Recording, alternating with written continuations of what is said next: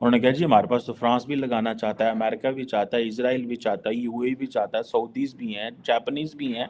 ये बहुत बड़ी बात है। सर पाकिस्तानियों ने $500 कभी इकट्ठे देखे ही नहीं है, तो इसलिए आप हमें तो नहीं बताइए। इस वक्त मोदी ने 3 जादूगर भेजे हुए हैं। इंडिया ने हांगकांग को ओवरटेक किया है, हांगकांग को पीछे छोड़ दिया है इंडिया ने। इसकी क्या अहमियत है और ये कैसे हुआ, यहाँ तक इंडिया कैसे पहुंचा? अभी मैं देख रहा था कि जो इंडियन स्टॉक एक्सचेंज है, इसने हांगकांग की स्टॉक एक्सचेंज को ओवरटेक कर लिया as the 4th largest stock exchange.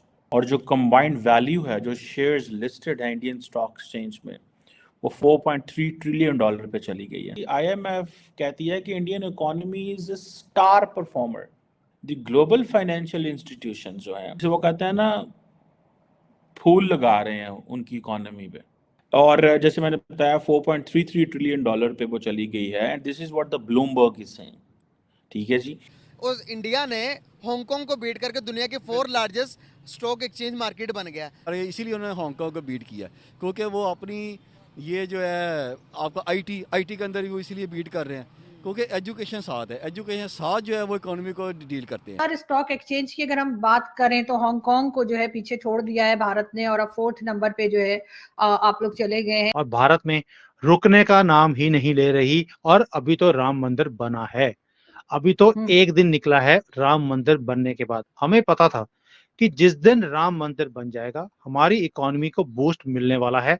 Reason being, हमारी सनातन की एक अपनी पॉलिसी है एक इकोनॉमी को चलाने के लिए। ये सनातन इकोनॉमिक्स है, ये काम करेगी और इसके बाद ये ऊंचाइयों पे छूती जाएगी। हमारी जितनी भी कंपनीज हैं उसका भी जो मार्केट के अंदर परफॉर्मेंस है बढ़ता जा रहा है, प्रॉफिट्स बढ़ रहे हैं। इकोनॉमी बढ़ेगी तो कंपनी के माल भी बिकेगा, प्रॉफिट भी बिकेंगे और प्रॉफिट भी बढ़ेंगे, उससे स्टॉक मार्केट भी बढ़ने वाली है। कॉर्पोरेट अर्निंग्स अच्छी हैं, डोमेस्टिक मैक्रो इकोनॉमिक फंडामेंटल्स उनके बहुत अच्छे हैं। ठीक है जी। पाकिस्तान के अंदर तो हम इसको बड़ा समझने की कोशिश करते हैं, क्योंकि हम तो दुनिया को बताने की कोशिश कर रहे हैं भाईजान हमारे पास भी आके इन्वेस्ट कर रहे हैं। कोई वो हमारे पंजाबी में कहते हैं चार छिल्लू इतने भी लाओ। एंड देन जो इन्वेस्टर आता है ना, उसका सबसे बड़ा एक ही होता है, रिटर्न ओवर इन्वेस्टमेंट। वो कहता है कि मैंने पैसे यहाँ से लेके कैसे जाने हैं। आपको याद है थोड़ा अर्सा पहले इंडियंस ने चाइनीज को पकड़ लिया कि वो जो पैसा है वो मनी लॉन्ड्रिंग कर रहे हैं। ठीक है, और उसके ऊपर उन्होंने बड़े शॉमी ये वगैरह जो ब्रांड थे उन सबको पकड़ा है। ठीक है, सो इंडियंस आर वेरी, जैसे वो कहते हैं ना, बड़े वो हैं, माफ़ नहीं कर रहे, बिकॉज और चाइनीज़ को तो वो ज़्यादा देखते हैं इन सारी चीज़ों में। एंड देन जब ऐसी खबरें वेस्टर्न प्रेस और वेस्टर्न वर्ल्ड देखती है इंडिया से कि जनाब इंडिया जनाब बड़ा तगड़ा हाथ डाल रहा है चाइनीज़ के ऊपर, तो वो बड़े खुश होते हैं कि ठीक है, that is what we need from India, हमें यही करना है। लेकिन इन रियलिटी इंडिया वो अपने लिए कर रहा होता है। इंडिया की जो है लग्जरी मार्केट जो है, ठीक है, ब्रांड्स, वो अगले कुछ अर्से में कोई 70-80 अरब डॉलर की हो जाएगी। ये बहुत बड़ी बात है। एंड देन जब आपको आईएमएफ सुपर परफॉर्मर कह दे, आईएमएफ आपको सुपर परफॉर्मर कह दे, तो फिर आपने क्या करना है उसके बाद। सो अंडरस्टैंड वो क्या कर रहे हैं, किस स्पीड के साथ चीजें कर रहे हैं।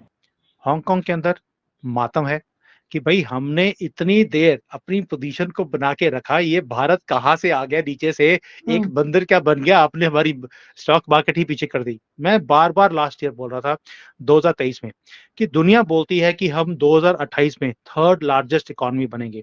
आई एम अ इकोनॉमिस्ट, मैं जानता हूँ चीजों को कैसे नंबर्स की गेम होती है। मैंने लास्ट ईयर बोला था और आपके शो के ऊपर भी बोला था कि अगले साल तक दिसंबर 2024 तक हम 3rd लार्जेस्ट बन जाएंगे। मेरा अपना पूरा अनुमान है, हम बहुत ज्यादा पीछे नहीं है। अगर हम जर्मनी और जापान की बात करें स्टॉक में, अपने इकोनॉमी में, as far as GDP is concern, we are going to cross them this year itself. और इसके बाद रह गया स्टॉक मार्केट। आप सोच के देखिए जितनी हमारी जीडीपी है उससे ज्यादा की तो हमारी स्टॉक मार्केट आज की डेट में। ये भी होता नहीं है। चाइना की जो इकोनॉमी है और जो स्टॉक है 50% है स्टॉक मार्केट यहाँ की इकोनॉमी के, और हम लोग 100% को क्रॉस कर गए हैं। क्या आप कभी सुना है ऐसा? सिर्फ अमेरिका है जिसके अंदर उनकी स्टॉक मार्केट उनकी इकोनॉमी से ज्यादा है। सो दैट शोज कि भारत अब उस एलीट ग्रुप में पहुंच रहा है जहां पर अब हम अपने आप को गरीब कंट्री नहीं बोल सकते जैसे 10 साल पहले बोलते थे। Now we are a developing country, not a poor country. And not a super poor country also, जो कि कभी भी गिर सकती है। कई कंट्रीज होती हैं जो कभी भी लुढ़क सकती हैं, गिर सकती हैं, अगर कहीं से IMF से पैसे पूछे ना आए तो। हम उस किसी भी कैटेगरी को बिलोंग नहीं करते। हम आते हैं अब super super good country who is rising, जो कभी भी तीसरे नंबर पे आ जाएगी। स्टॉक मार्केट भी अब तीसरे नंबर पर आने की कगार के ऊपर है। दैट मीन्स कि अब आगे बल्ले बल्ले है, अब राम राज्य लेकर ही आएंगे हम लोग। बिल्कुल ऐसा ही है। लेकिन सर ये जो इकोनॉमी आपकी बेहतर हुई है, पहले भी थी लेकिन इतनी ज्यादा नहीं थी। उसमें बहुत से लोगों का कहना ये है कि क्योंकि मोदी जी और अमित शाह साहब जो हैं उन दोनों का गुजरात से ताल्लुक है, और गुजरात की जो फैमिलीज होती हैं वो हमारे यहाँ पाकिस्तान में भी जो गुजराती फैमिलीज हैं वो बिजनेस में बहुत आगे हैं। आपको लगता है क्या एक रीजन ये भी है कि जिसकी वजह से उन्होंने फोकस रखा बिजनेस के ऊपर? लेकिन आप ही की कंट्री में लोग बोलते थे, ओ चाय वाला ये क्या कर लेगा। देख लीजिए, भारत का एक हिंदू, बेशक वो चाय वाला था, उसने कंट्री को कहां से कहां ले गया। क्यों? वो ग्राउंड रियलिटीज को समझता है। हमारी जो कम्युनिटी है बड़ी ग्राउंडेड रहती है। हम आपकी तरह नहीं है कि भाई अगर कहीं प्लेन में जाना है तो कमर्शियल प्लेन में नहीं जाएंगे, हम तो प्राइवेट जेट में जाएंगे।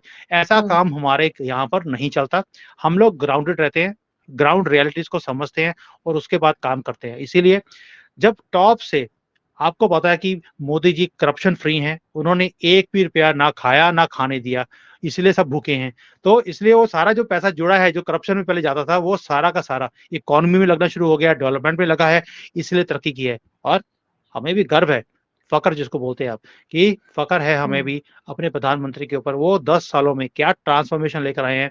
भाई हमने कभी सोचा नहीं था कि भारत में इतनी तरक्की होगी। हमें मालूम था कि कंट्री के अंदर एक पोटेंशियल है, लेकिन तरक्की इतनी जल्दी हो सकती है हमने कभी सोचा नहीं था, और ये बंदे ने इम्पॉसिबल को पॉसिबल करके दिखाया है।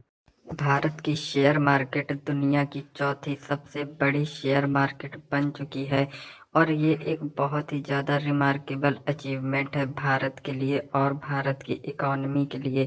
क्योंकि एक वक्त ऐसा भी था कि भारत की शेयर मार्केट टॉप 10 में भी नहीं आती थी, और ये जर्नी भारत की स्टॉक मार्केट ने बहुत ही स्पीड में तय करी है, और आने वाले वक्त में मार्केट ऊपर ही जाएगा, और बहुत ही ज़्यादा प्रोबेबिलिटी है कि मार्केट टॉप 2 या 3 में आ जाएगा। क्योंकि भारत से ऊपर इस समय सिर्फ अमेरिका, चाइना और जापान है। इस समय अमेरिका की स्टॉक मार्केट नंबर 1 पोजीशन पर है, जो 50 ट्रिलियन की मार्केट कैप पर है, जबकि दूसरे नंबर पर चाइना है 8 ट्रिलियन US के साथ, और तीसरे नंबर पर है जापान जो 6 ट्रिलियन US पर है। तो चांसेस बहुत ही हाई है कि आने वाले कुछ महीनों या साल में भारत जापान को पीछे कर देगा, और उसके बाद चाइना को भी पीछे करना बहुत ही मुश्किल काम नहीं है। क्योंकि जापान और चाइना दोनों की शेयर मार्केट में लगातार गिरावट आ रही है, और इनकी इकोनॉमी भी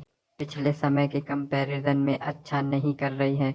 और आने वाला वक्त भारत के लिए बहुत ही अच्छा है। जितने भी ग्लोबल फाइनेंशियल इंस्टीट्यूशंस हैं, वो चाहे वर्ल्ड बैंक हो, IMF हो या वर्ल्ड इकोनॉमिक फोरम हो, इन सब ने प्रेडिक्शन करी है कि भारत की इकोनॉमी एक सुपर परफॉर्मर है और ब्राइट स्पॉट है इस पूरे रिसेशन के दौर पे।